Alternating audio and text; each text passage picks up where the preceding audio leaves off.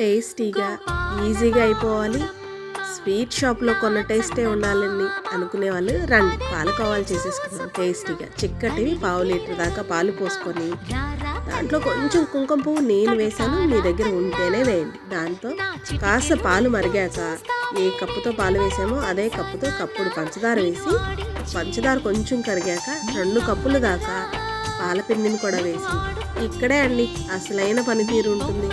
మొత్తం చిక్కపడి చక్కగా తయారయ్యేదాకా ఓపిగ్గా చూస్తున్నారు కదా, ఇలా కలుపుతూ ఉండాలి.